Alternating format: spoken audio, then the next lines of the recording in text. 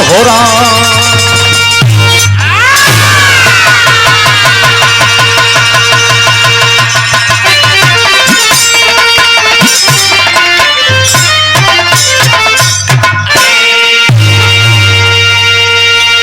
बड़ा बिरहा और बड़ा प्रसंग सुने होंगे, बहुत अच्छा अच्छा प्रसंग सुने होंगे मेरे दोस्त।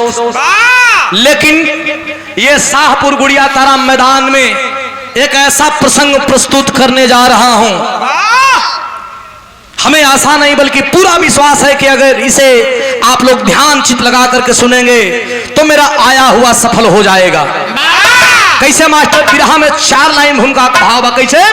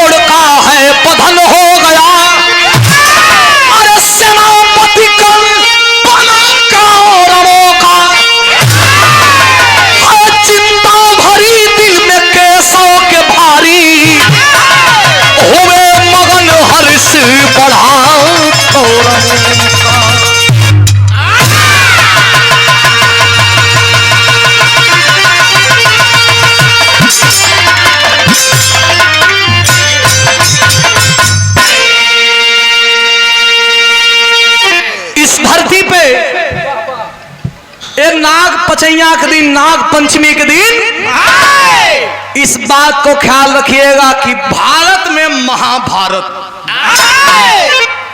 ये भारत में महाभारत हुआ। लाखों करोड़ों सेना महाभारत के युद्ध में मारे गए। महाभारत तो रुक सकता था लेकिन होनी हो के रहेगी। लाख करे कोई चतुराई ब्रह्मा का लिखल। समय उस समय की बात बता रहा हूं जब कौरव पांडव के गुरु द्रोण मारे गए। इच्छा मृत्यु का प्रदान जिन्हें रहा कि चाहूंगा तो मरूंगा, नहीं चाहूंगा तो नहीं मरूंगा। दादा भीष्म बाढ़ की सैया पे वो भी ये देखने के लिए करा रहे थे कि देखते हैं कि महाभारत का निर्णय किसके पक्ष में जाता है, न्याय के कि अन्याय के, धर्म के कि अधर्म के। भैया हो, जब बड़े बड़े वीर मारे गए तो उसी महाभारत में सेना नायक बनाया गया किसको? कर्ण को। कर्ण को सूर्य भगवान का वरदान प्राप्त था। उसको एक अमोघ शक्ति प्राप्त था कि जिसके ऊपर चलाएगा देव दानव मानव वो बचने वाला नहीं है। महाभारत का एक नियम और भी रहल कि सूरज जब तक बाड़न तब तक लड़ाई होई और सूरज डूबला के बाद लड़ाई ना होई। कर्ण जब सेनापति बनल तो के खोजे अर्जुन के। अर्जुन के भगवान श्री कृष्ण कबो एक कहती कबो कहती लुकावत फिरत है इनके। कर्ण जब देख ली तब मारी बहुत मार, बाण चला दे, अर्जुन मर जिहन। अर्जुन का मरला का मतलब कि महाभारत की लड़ाई खत्म। भगवान बचावत हवन। एक दिन किरण सूरज भगवान डूबने वाले हैं, तब तक अचानक से कर्ण का रथ सामने हो गया। आज जब कर्ण का रथ सामने हो गया तो भगवान कहते हैं कि अर्जुन ऐसा करो, तुम रथ से नीचे उतर करके और रथ के पीछे छिप जाओ।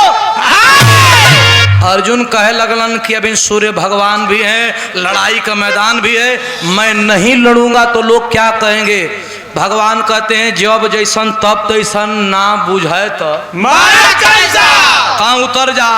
जब करण आयल तो देखलस कि भगवान अकेले रथवा पर बाड़न, अर्जुन है नहीं खन, तो जान गए कि भगवान का कोनो लीला है। भगवान छल करत बाड़न। बिरहा में कौवाली का टुकड़ा बा कैसे मास्टर।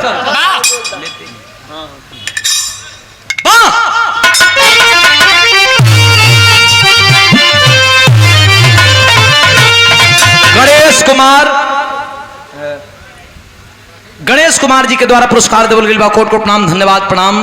कैसे मास्टर।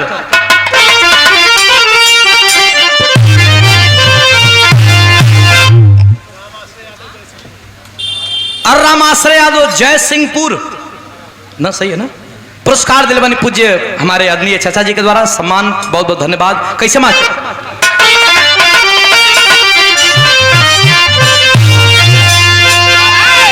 यहाँ हिंदू भी है, यहाँ मुसलमान भी है।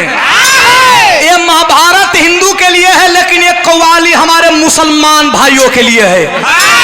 सामने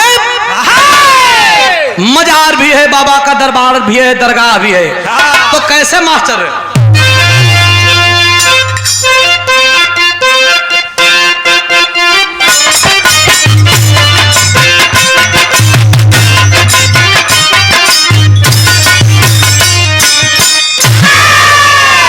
कोई फरियादी मुसलमान नवाजी मुसलमान कहता है, अरे लेते ही नाम। एक सेकेंड पूज्य बाबू मास्टर।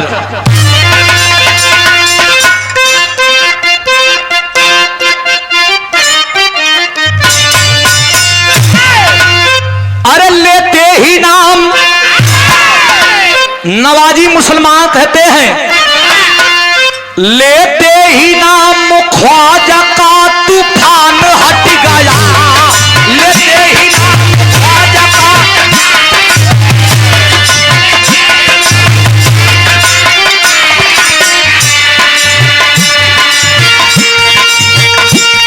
लेते ही नाम ख्वाजा का तूफान हट गया।